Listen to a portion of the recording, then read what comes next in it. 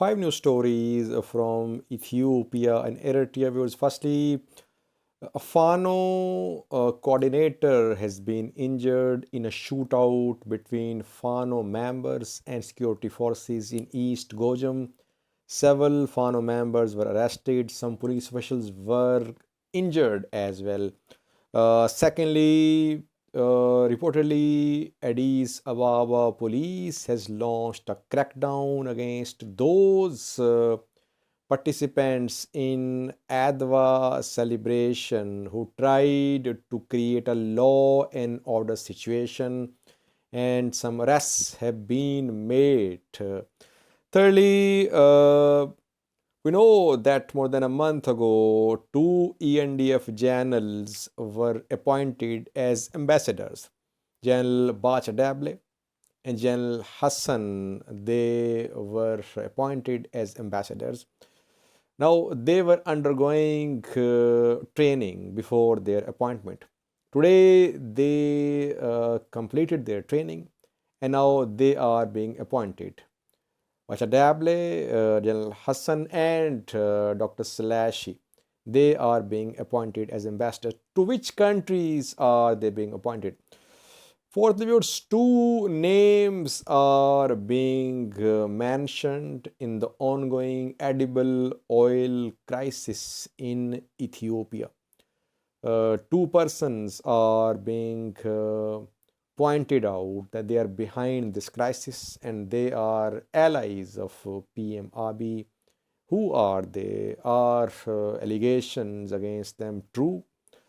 And fifth, viewers, we have some video clips for you from Libya where refugees have protested. We know that from Eritrea, Ethiopia, African countries, from other countries, Asian countries as well, large number of refugees, they try to cross into Europe through Libya. And in Libya, there are thousands of refugees who are waiting for a decision about their asylum claims. They have protested there. They say that refugees from Ukraine are being prioritized.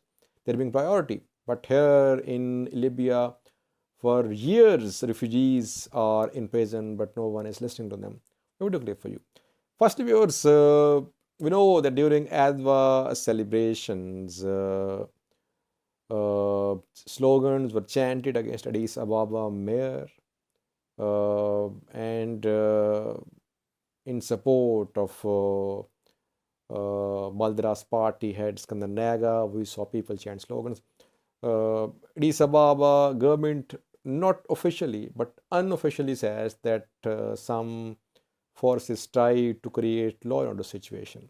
Now a crackdown has been started against the youth who were involved in creating an alleged law and order situation during Adwa celebrations at Manlik Square and Adwa Bridge.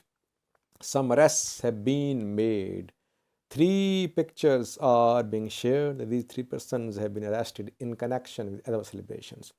You can see the pictures on your screen. Their names are being mentioned. They are Dereje, Vibijan Tesfaye, and Iyub Fikro. It is being claimed that their arrests have been made in connection with their participation in Adwa celebration. So, yes, we could see a crackdown because yesterday Addis Ababa police, Ethiopian Federal Police, Intelligence Agency of Ethiopia, and ENDF, they issued a joint statement. They warned political parties, individuals, and groups they should not try to create any conflict in Addis Ababa. So, message was clear.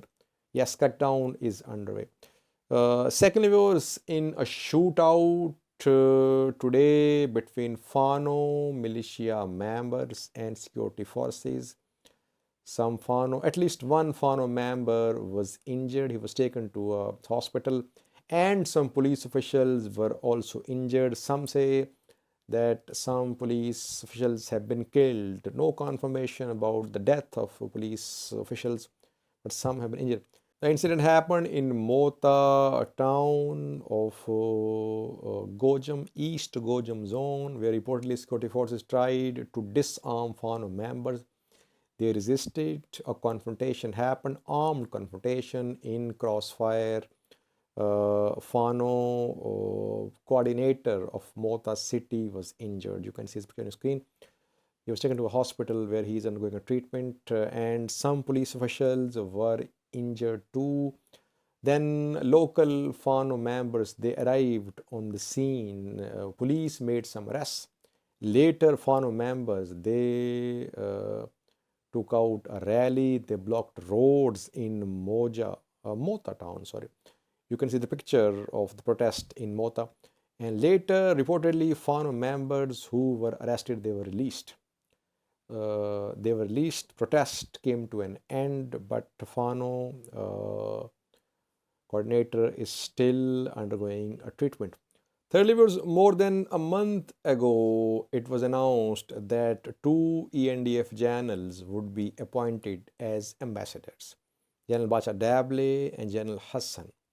And engineer Slashy was also announced to be as an ambassador.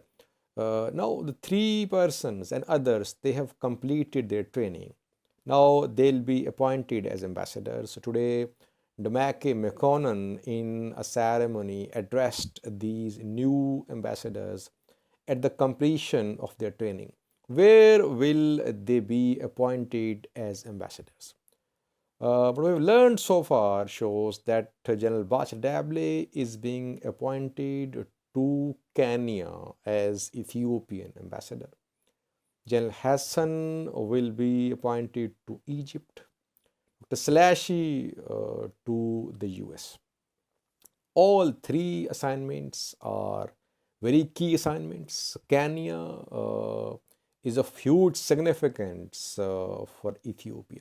Nairobi is the hub of East Africa, no doubt about that. Egypt, we know that Ethiopia relations have not been very friendly. Egypt is a staunch critic of Ethiopia. Al Hassan will be there, and challenge for Slashy will be in the US. US Ethiopia relations are improving, but we know that HR 6600 is going to be tabled at US House in coming days. Biggest challenge for Dr. Slashy would be this HR 6600 resolution. Will it be tabled? Will it be passed by US lawmakers or not? Let's see. Fourthly, viewers, we know that prices of edible oil have gone up in Ethiopia. They have increased exponentially. Now, two names are being mentioned. Fingers are being pointed at these two persons that they are involved in this price hike. Both are government allies. Their names are firstly Worku Aytenew, secondly Belayneh Kinde. Worku Aytenew established an oil processing plant in Debre Marcos 4 years ago, and last year it started production. It was built with a cost of 5 billion Ethiopian birrs. Belayneh Kinde is also running an oil factory. It is being claimed that these two persons they were given loans by the government. They were allowed to import tax-free machinery from abroad. And other traders, other industrialists in oil sector, they were sidelined. These two were given preference. And these two played a role in survival campaign, so-called, as well. Worku Aytenew was seen clad in Amhara special force uniform, in Fano uniform. I think I spoke on that in two videos when he was seen in Fano and Amhara special force uniform. So two spent when Amhara region, Ethiopian government were in need of money. They contributed financially to support Amhara forces. That is why perhaps allegations are being leveled against them. that they are involved in this price hike, and they're involved in Western Tigray, Humra Volkait, that they, we know that Humra Volkait area, very fertile area, very fertile for production of sesame. And the two, it is being said, especially Worku, that he wants to take control of sesame production in Volkayat, in Humra, and government is backing him. So he is the one to be blamed for this price hike. That is what is being said. On the other hand, people are defending him as well. They say that these two played a key role in defending Amhara region, in defending Ethiopian government against TDF's advance into Amhara and Afar, and they are not involved in any price hike. Lastly, viewers, protests have been carried out in Libya, where thousands of refugees are waiting for decisions regarding their asylum claims. We know that thousands of Eritreans and other Africans, refugees are in Libya, from Asian countries as well, refugees that try to cross into Europe through Libya. And they have been in Libya for years. They say that UNHCR, international bodies, they are looking after refugees from Ukraine on emergency basis. Why is that the refugees in Libya are being ignored? For the past 5 years, they have been in prison. No one is listening to them. No one is finalizing their cases of asylum. Watch this video from Libya about this refugee protest in front of UNHCR office in Libya. Thank you for watching.